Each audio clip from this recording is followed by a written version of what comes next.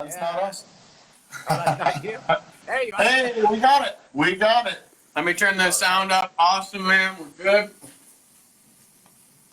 All right. Sorry about that little bit of our technology confusion here. This is we're still expected it. You got a sweet gig up behind you, man. I was just we could see you and you couldn't see us, but that looks awesome back there. Oh, thanks, man. This is where I make all my music and do all my live streams. The other side of the room you can't see is all green screen. Yeah. it's the picture when I've seen the ray gun with the whole setup and it's the coolest setup ever, man. It's yeah. I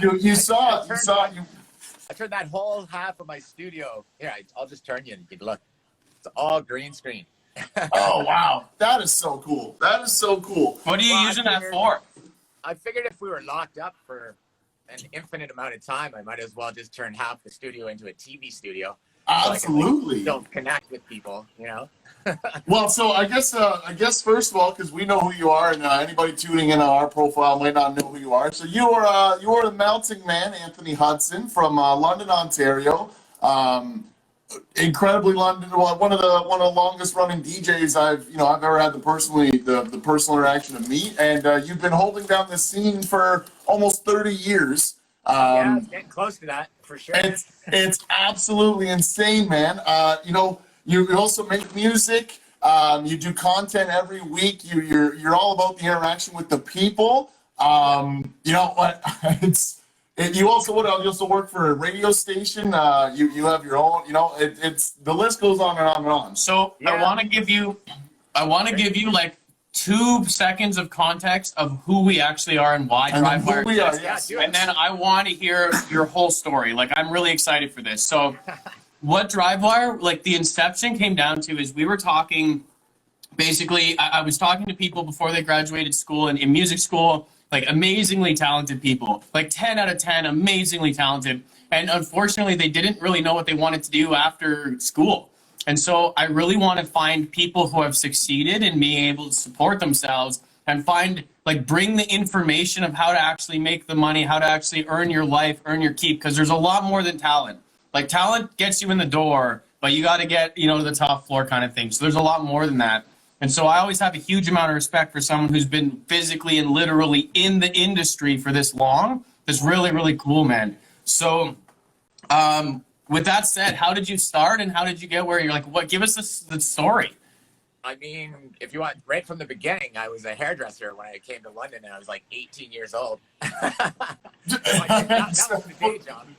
Okay, so that was the day job. I love that. That puts the money in the bank now. Anyways, and a couple of the other hairdresser girls that were there wanted me to DJ their party, and I was like, I'm not a DJ.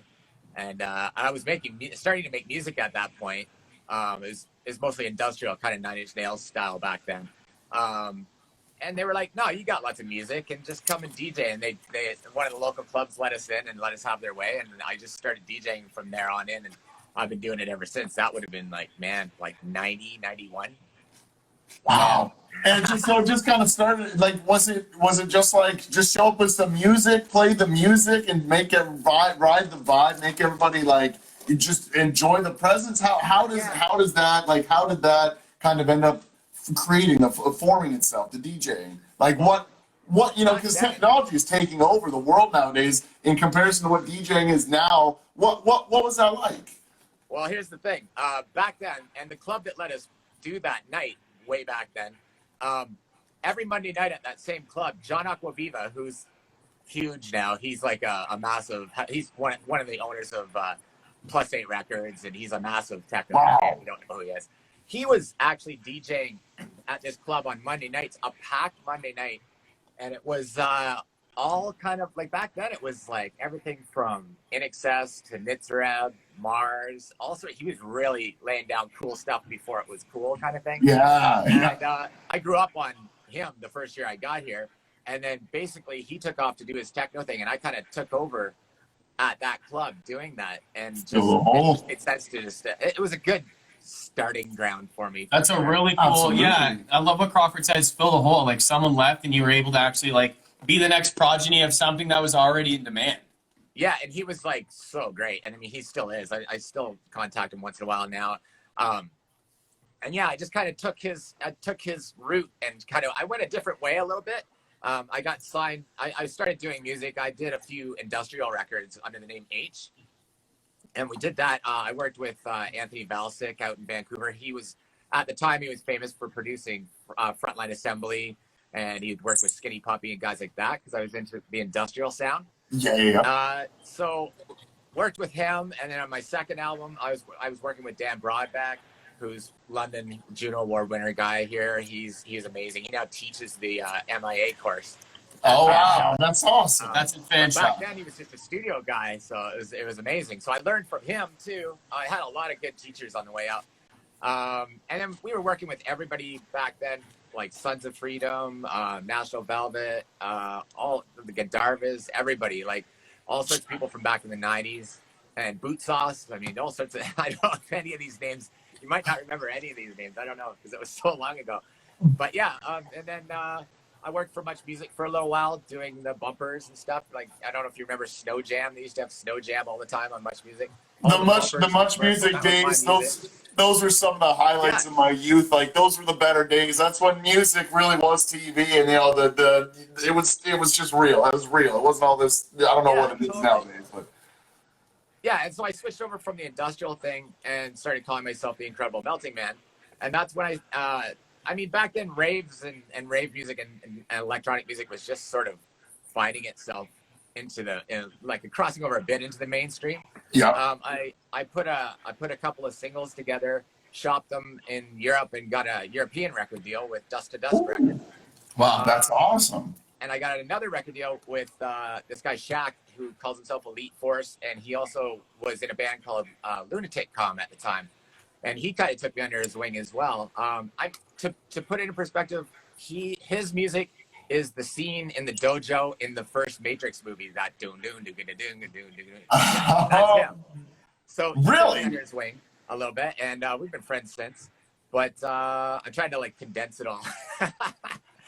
And I mean, I was on Electric Circus a bunch of times as a guest DJ, and I started the Melting Man thing. Got onto DJ Magazine's Beats and Breaks chart. I was in there with Fatboy Slim, guys like that, Crystal Method, and that's back when there was really no internet yet. I had to run to the local chapters and find a copy of DJ Magazine to see if I was on the chart. Yeah, like you had to purchase it to then read it to see if it was on the chart or not. Yeah, and it was all vinyl back then too. So, and then I started my own vinyl label in Toronto called Two Wars and a Revolution, and we were doing breakbeat stuff back then, which was very popular. That Crystal Method sort of Lunatic Com sound. Yeah. Chemical Brothers type feel.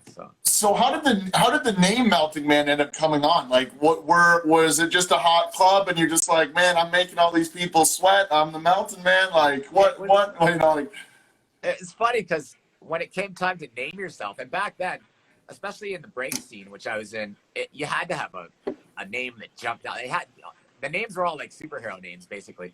And I remembered I remember being a little kid in the late 70s and seeing the Incredible Melting Man move.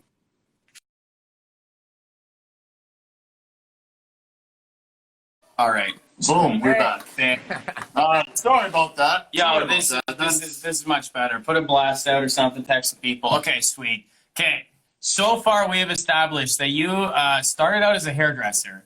You switched over, which is actually awesome. Good, because it's creative. It's creative. Definitely. As much as we love to interview musicians, because I'm a musician, Crawford is a big fan of music. We've had on like yoga instructors. We've had on photographers and videographers and lawyers. It's anything creative.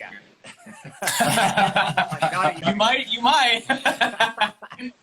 So where I left off was the Melting Man comment, how the name Melting Man ended up coming to be. And then everything went sideways, the bus flipped, and then Instagram said, we don't want to know, but I want to know. And with these live streams, is there something that comes with it? Is Melting Man have a thing? Like, are you like, you got particular lights? Do you have a particular style? Is like, am I expecting something when I come to see Melting Man?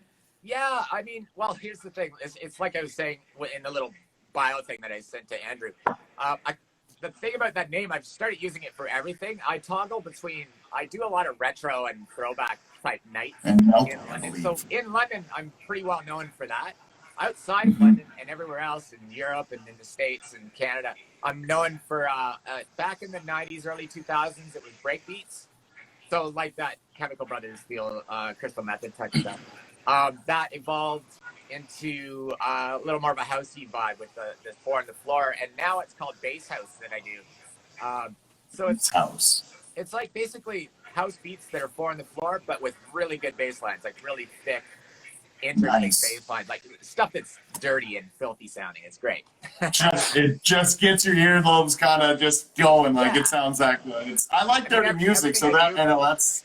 Yeah, everything I do, it's kind of always going to have that grit to it and that and an edge to it. So I don't generally go too soft on anything. But yeah, the stuff I'm doing now is like funky and bassy, and I'm changing my sound all the time, but it usually happens in about 5-year chunks. Constantly evolving, kind of when the scene evolves, being ahead of the scene as it's changing. Yeah, when you've been doing it as long as I have, there's no choice. It has to evolve, or else I'll get bored, and like people will get bored that would listen to me and that kind of thing. So it's true. That's true. It's kind of a dual-edged sword, right? Like if you don't change at all, then everyone's gonna get bored of hearing the exact same music. But if you change too much, they might be like, "Whoa, this is fucking way too weird," and I'm out. Like I don't even want to. So it's very small. It's a sensitive line. How do you dance on that line? What is it like for you?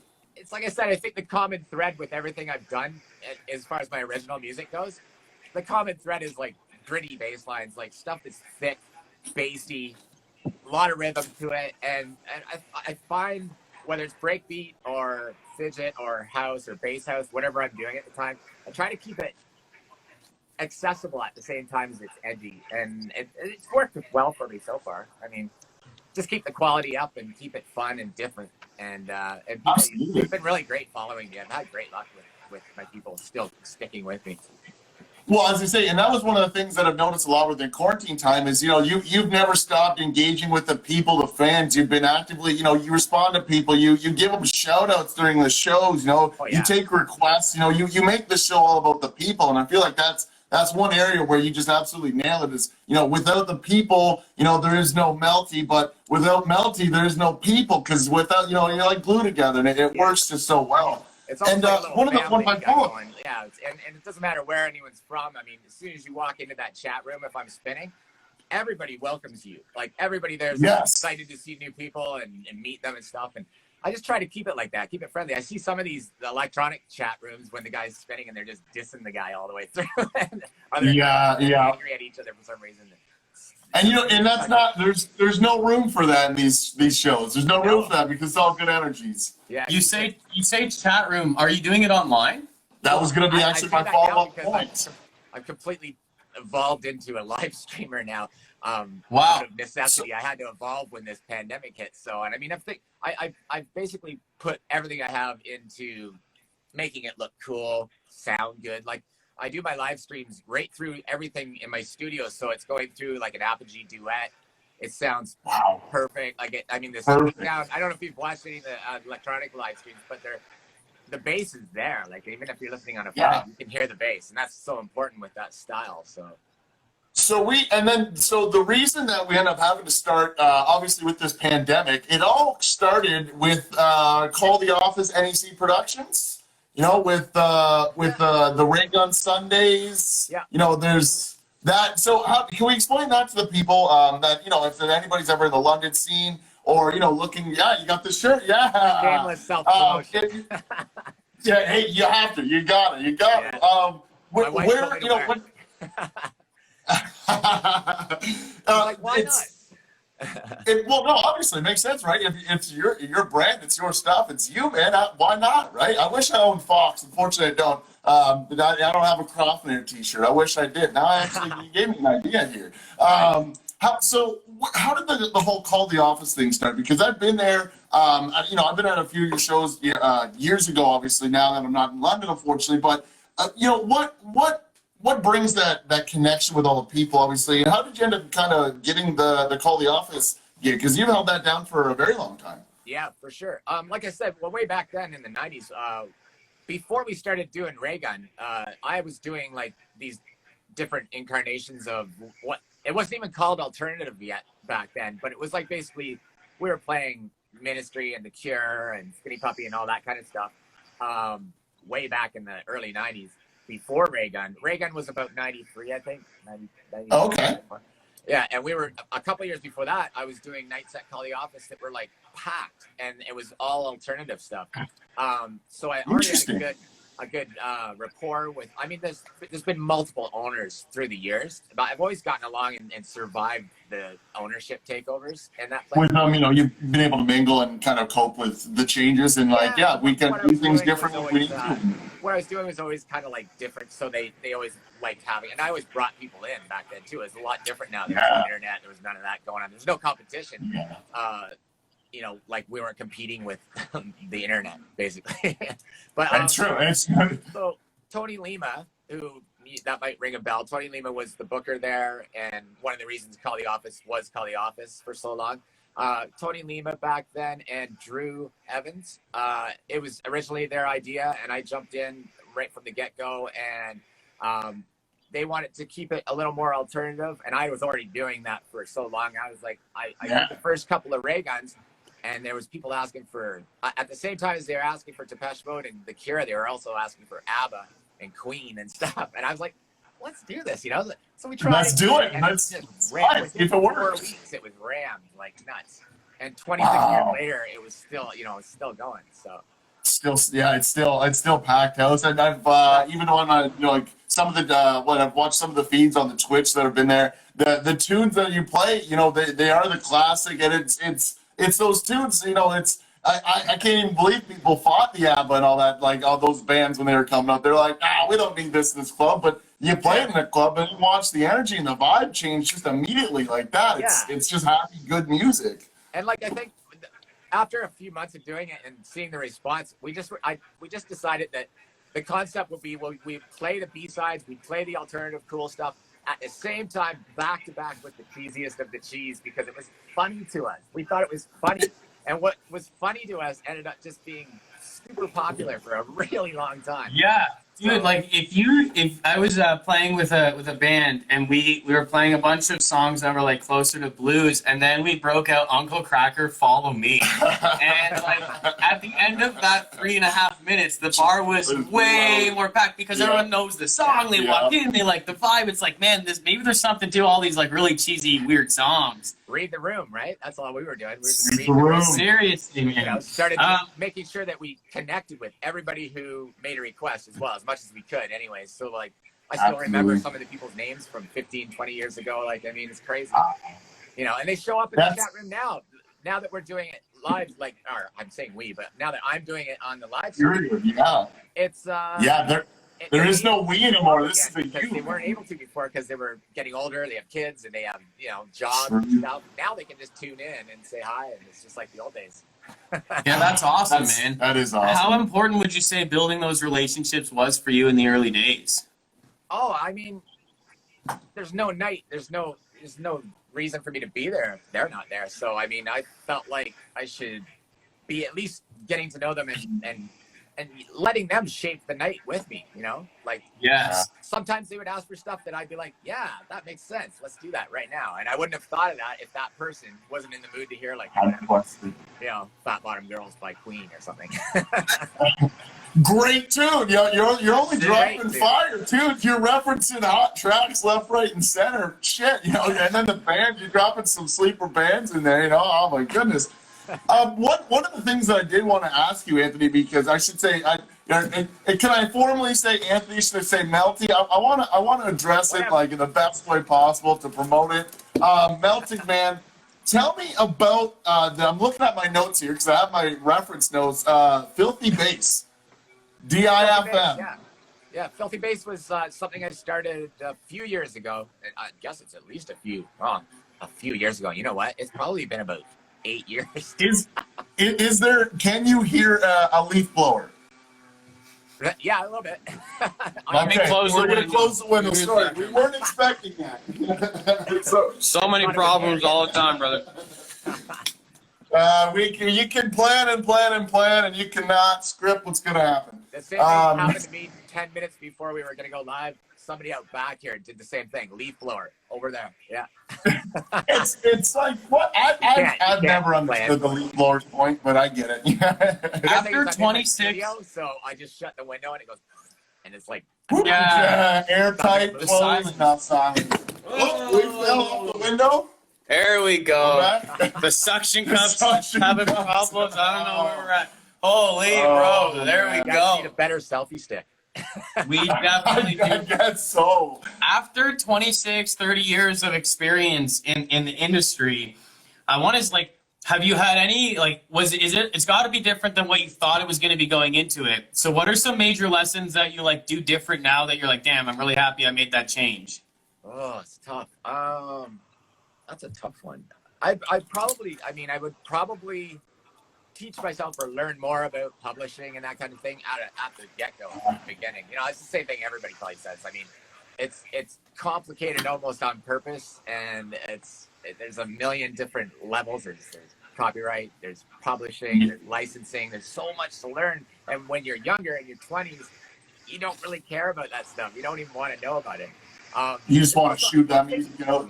One thing I would say is in my 20s, when I was full of testosterone and thought I was bigger than I was, I would like to say, like, if opportunities roll up on you, you know, to look at it more open-mindedly and put ego aside. Ego is useless in this business. I mean, you should just be open to everything. I mean, I turned down a few things I wish I'd done, and you know, that kind of thing. That's all I can say. But for the most part, everything that happened over the last 25 years, I'm pretty grateful that I got to travel and tour as a DJ and that kind of stuff. I got toured as a band as well, which was terrifying at times with 7 guys in a panel van with lighting and gear and sound and driving through the mountains in Vancouver in snowstorms. Oh, jeez. Terrifying, but fun. It's No, it is very important, man. That has actually come up a few times with different bands and producers. Even we've had some producers in. Scott Middleton was a huge one. We had, David Heyman, Kevin Dietz, just to name a few. And publishing came up with, I swear, all 3 of them. Where like you said, the different layers of complexity. Who owns what? Yeah. Publishing. Who gets to publish what? Who owns what publishes where? In your words, why do you think that's so important? Well, it's just because it's so mysterious when you're in your 20s and nobody's really, well, back when I was in my 20s anyways, you didn't have Google. You couldn't just Google it and learn it. Somebody had to tell you about it and teach you about it. And I've been through a couple of lawyers. I've had a couple of lawyers during my time, and they always just kind of took care of stuff for me. So I really never learned what I was doing or what was happening with all this publishing and that kind of stuff. And I mean, that's the only thing. I mean, nowadays artists can just Google stuff and get a lot better idea of what's going on. But I just wish I'd understood it better back then. Yeah. But It's wildly important. Yeah. And those are the kinds of things, like, we really do see ourselves as like an educational platform where we're trying to make sure that we don't skim over the smaller stuff, like a publishing agreement or like a sync license, how to get your music into a movie or a video or like Commercials. Those are important things. If you're going to get in the public eye, you got to get in the public eye. Yeah, for sure. And if you do that, making sure that your credit, I mean, there was a couple of things, I won't name what things, but there's a couple of things I've done in the past where I didn't even get credit for them, and I was supposed to, it was supposed to say Melting Man Remix. It never did. Wow. And that little things like that. I mean, that's where having something in paper before you do a remix or something comes in handy, because you might. They might for the actual proper credit to be given. Yeah, it's like, well, then what? I did all that work to get no reward, no credit, no nothing. Like, what was that for? That was a lesson learned for sure. I won't say what it was for, but like. That's what it is, though. It ends up being a lesson. You end up reflecting, learning, and then never making the same mistake in the future again. That's what it is. It's never something that's it's just one of those things that put in the past. If you put it in the past but don't learn on it, then it's going to probably reoccur in the future. And that's that's the best thing to do is to learn. You don't want to put a weekend on a remix and then you're excited when it comes out. Your name's not on it. It's just get something in writing first, usually. So there was a few. Get an email to say. Or an email, a paper trail of some sort. Put in words somewhere. one of the questions that I did want to ask you, because I know it was only just a few years ago that the Junos ended up coming to London, which was absolutely incredible. You yourself have worked with quite a few Juno people, and I believe you yourself have even. No, I don't have a Juno or anything. I've lost. Okay, no, sorry. I was pulling that one out there. I was pulling that one out there. I'm like, maybe like he deserves it. Like. Thank you. My words, I'm not still yours. making music, so there's time. There's time, lots of time. So what was that experience like working with, being able to work and just being in those seats to work with people, you're so highly credited yourself and, so highly respected up there to be, working with, people of that caliber. Like what is it like to kind of have those collaborative moments? I think for me, just try to turn yourself into a giant sponge the whole time you're next to somebody who you feel is like got something to offer. And just pay attention. Kind of absorbing the information, anything they say. I mean, like I said, when I was younger and in the studio with lots of people, I got to meet all sorts of legendary people, especially out in Vancouver. We would do the music weeks out there. Oh yeah, we were on the same huge events. Cassette. This is funny. They put cassettes out at the time for Music Week in Vancouver, and it was 8, and it was our song, and then Moist Push wasn't out yet. In that thing on the thing, and there was like a whole bunch of bands on there. But I just remember we were right next to Moist, and we got to meet those. Right next. This is crazy. Wow. But like, just be that's a sponge. So cool. Just be a sponge. Like when Anthony Valsic was mixing for us. I mean, one of the greatest things that I remember was I was mixing stuff for another band called Wax Bean Orchard back in the day, and when Anthony Valsic came down and he was mixing my tune. We were having a break, and I played him what I had been mixing and producing for this other band, and he just tapped me on the shoulder and he goes, "You're not going to have any problem getting work if this is what you're doing now." He's like, that just like blew me away, because he's working with Sarah McLachlan. Now he works with like Nine Inch Nails and Marilyn Manson, guys like that. And that one's one of those moments when you're like, oh, that's awesome. My heart melted. I was just complimented, the ultimate of compliments. Like, oh my God. Awesome. And honestly, that comment is what really pushed me to keep going and mixing. And I mix tons and tons of stuff now, and I do mastering for all sorts of guys and that kind of thing. They send me their tracks, I master them, send them back, and they put them out. Isn't that interesting how a comment from somebody who you appreciate can totally change your life like that? Yeah, absolutely. Yeah, I'll always remember that. He put his hand on my shoulder and he goes, "Yeah, you're not gonna have any trouble in the future getting work." And I was like, "Wow, really?" That's all. It's like, I'm gonna kick ass, and he knows it.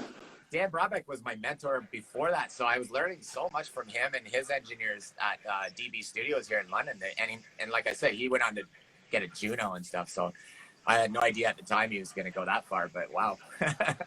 Just like the fact that he did is just so awesome. Then to be able to be there with him and to talk to him, and then be given that compliment, it's the staircase to success right there. And you were already halfway up and you just didn't know it yet. And he's like, "Buddy, just keep climbing." He definitely nudged me. He kicked me in the right direction for sure. That's fantastic, man. That's fantastic. So the big thing that we haven't talked about really is the live stream you do. You do that on your Twitch. You have a Twitch channel. Just recently started. I remember that was it was one of those things where it's like, well, if we're getting in a pandemic, we're jumping on the Twitch board and we're making this happen. Totally. Yeah. I mean, I've got 2 channels because I like to keep the retro stuff separate from the bass house and electronic stuff because it's too confusing. Okay. Mix them together outside. So yeah, 2 different brains almost. So. Yeah. So I do the retro stuff on Ray Gun Sundays. So it's twitch.tv/Ray Sundays. That's where you're going to see the retro. And for the electronic stuff, I do a lot of stuff with NEC events, but I also have my own channel that's just The Incredible Melting Man, all one word, Twitch, after Twitch TV. Twitch TV /The Incredible Melting Man. The Incredible Melting Man. That's where the electronic stuff is. That's where I do my Filthy Bass shows now. I was doing them on DIFM, which is digitally imported radio, for years and years and years. I'm up to episode 115 now. Wow. Yeah, it's crazy. So I've been doing that forever, but I'm just switching over to Twitch from them because it's just evolving. It's it's just the way to go, right? So It's kind of like Skype. Skype's not Skype. Oh, we lost the fell again. It's kind of like I'm just gonna hold it. I'm just gonna hold it. This is we're gonna on be to Zoom embarrassing. now. You know, Skype is. You know, I'm nobody just gonna talks hold to it. Skype. It's Microsoft. hilarious. and- Every time you drop the camera, I love it. Hilarious. Man, we have like this like window suction, it's cool because the light behind the camera at this time of day Helps. actually is great It's beautiful. for the picture. Yeah. But I guess I don't know. Maybe that leaf blower's vibrating it enough that it's falling off. I don't know. I don't know, man. Yeah, exactly. Yeah. So, do you have any crazy gig stories? Do you have like has like shit gone weird? Oh man, I gotta think hard on that one. Yeah, I'm sure I do. I mean, just off the top of my head, I played behind a cage and what? Things are getting choppy. Things are chopping up right now. Oh, We're getting a circle. We're getting the famous circle of death. oh no, it looks fine. Oh, we're back. Oh, We're back. Okay. You look like a potato, but we can hear you. Oh, is that right? And just so you know, it looks perfect on my end. You guys are all smooth, so maybe it's just your phone or whatever. Okay. Listen, It might be us. Hopefully. Before we die, I just want to say I do have a track coming out tomorrow on Beatport. So if you're anywhere interested in checking out my new stuff, tomorrow on Beatport, it will be on Champion Beats Records. And the track's called Too Much, and it's The Incredible Multiman.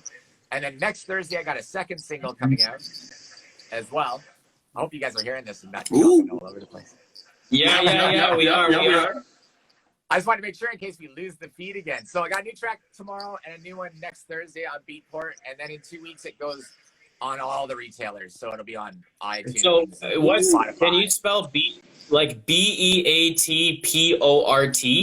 Yeah, Beatport. It's the biggest electronic music outlet. So Beatport. Okay, awesome. Go there. Yeah, I love that. I love learning about new music and new outlets. I'm mostly a rock and blues musician, but I do listen to electronic every once in a while. Yeah, I like that. And if people want to find electronic, you, go check out Beatport because that's the number one. That's the big hub. that's the place. Yeah, okay, awesome. Thank you for that, man. You also have a website, incrediblemeltingman.com. Yeah, incrediblemeltingman.com. So you just go there and you can see all my links. So it's got right at the beginning. It's got the SoundCloud, Socials, Mixcloud, tweets, all or that stuff. Twitch. All right, so now that we're back on, K-Saucebot, I'm not sure who that is, obviously knows you, really did not want you to tell that story, and I want to hear the story they don't want to hear. So hit us up with the crazy club story. We're going back for round 2. What actually happened? Crazy club story. Oh, that wasn't really a crazy club story. I was just trying to think off the top of my head. I mean, we rolled up into Sudbury one time on the AIDS tour and played behind.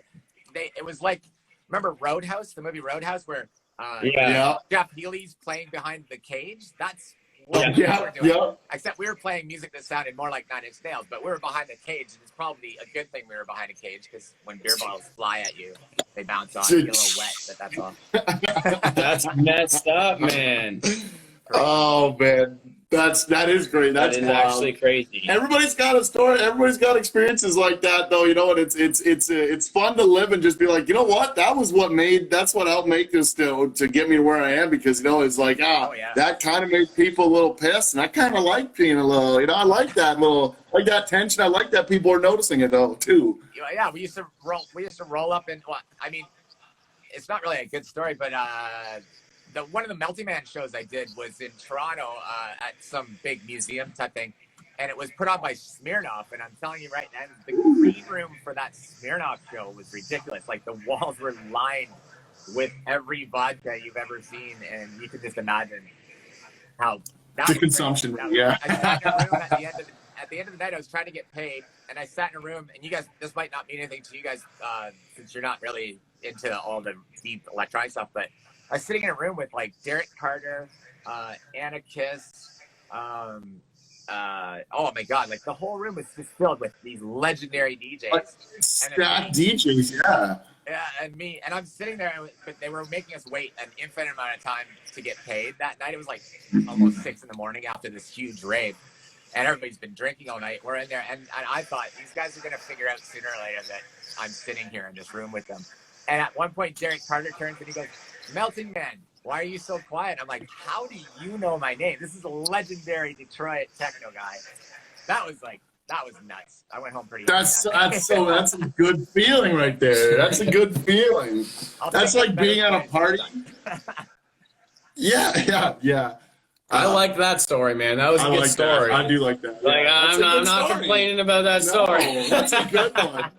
That's just not the dumb. Dude, yeah.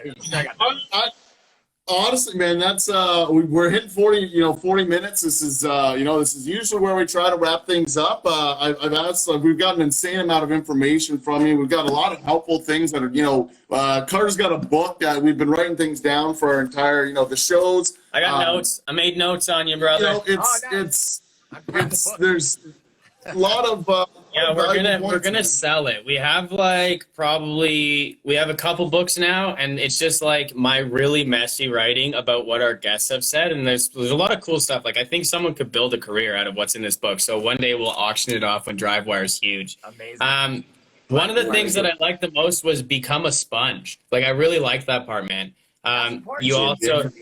Yeah, it's so important, and I totally resonate with that. For me, it's with, anybody who I think is better than me at anything, which is almost like everybody's better than me at something, but on those particular skills, I really try and learn from them, which is really important. So Absolutely. Like, don't be intimidated by somebody else who knows more than you. Just look at it as an opportunity to learn. yeah, and a lot of times these people, like, I've learned that they don't really see themselves as anything special, and a lot of times they actually want to help you get on their level. Like, everyone wants to feel the same, so the more of them they can make in this world, the more they'll help you get there. Like, it's actually like that. Story on that tip, if you want to hear Hit it. Quick. Yeah, Here's totally. a great example of that, and this is crazy. This is kind of right when I was just starting to make the industrial music, so this would have been way back. So it would have been right around 89 or 90. Oh, God, I'm aging myself. I don't age, though, so forget it. Don't try and guess my age. So I was in Detroit at St. Andrews Hall, and my friend Lee, who was the promoter there for a long time, he goes, you have to meet this guy. He's awesome. He's crazy awesome. I'm going to take you to his show, and then I'm going to introduce you after, because I think you guys will get along really well and make the same kind of music. We go to the show. It's 9 Inch Nails, right when Pretty Hate Machine came out. And he takes me backstage at St. Andrews Hall. There wasn't even that many people at the show because it was so early. Introduces me to Trent Reznor, who's sitting just by himself backstage. And Trent's talking to me, and we're talking about music and stuff. And he goes, well, here's my number. Give me a call. He writes it on the back of a pass, and he gives me had like a whole remix CD that wasn't even out yet at the time. Wasn't even out yet. He's like, here's this unreleased CD with my freaking number on it. Nuts. And then after that, every time he came to Toronto or to Detroit, I would show up and I would talk to him. So I was standing there was this club in Toronto called Lizard Lounge, and they had a night that was all industrial called Sex on a Sunday. So, and it was a great night. So I'm standing against the bar, and Trent's standing against the bar, and I was like, hey, remember me? I met you in Detroit. And he's like, hey, what's up, brother? And we started talking. I said, well, I'm about to do my album. If I want somebody like Flood's the famous producer that did most of the mixing on that album. If I want Flood to do my record, like, how does that happen? And he goes, I swear to God, phone him up. He's like, just phone him up. That's all I did. That's what Trent said. He goes, I just phoned him up and said, can you listen to my demo and do this thing, and just caught him at the right time and that kind of thing. I learned that was a good lesson to learn. Just like, don't be afraid. And I used don't that be afraid. with him. I just went up to him and started talking to him. And he was standing there bored at the club because nobody knew was interacting with him. Was yet. So, but I knew well at that point, because after I met him in Detroit, I listened to the record and went, holy shit. You guys are good. So yeah, pretty crazy. They have some strange techniques. That's a great example of just go up and ask somebody. It's like you said, a lot of these guys don't think of themselves on the same pedestal as we, looking at them do. So it really can't hurt to just go up and talk to them. Dude, 100%. And the knowledge, like, he gave you his number. Like, if you had gone up and asked for his number, he wouldn't have given it to you. But you just started chatting with him, and he's like, yeah, this guy wants knowledge. I'll give it to him. Call me when you want. Yeah, I mean, he must have just got like a non-threatening vibe off me and realized that I was just another guy like him that was trying to make music, basically. Yeah, that's awesome. I've been like that ever since. If anyone ever comes up to me and wants to get advice or talk music and that kind of thing, talk about releases, that kind of thing, I'm 100%. I take the time. Open book to my stuff to them. Yeah, anytime, for sure. That's awesome, man. That's a takeaway lesson right there. You know, it's to cap off a cake of sprinkles and freaking icing. That just right there, it's a perfect thing. Like, you know, just don't be afraid to ask. Simple as that. Yeah. Lynn Watson says hello to you, Anthony. I'm not sure who Lynn is, but she obviously likes you.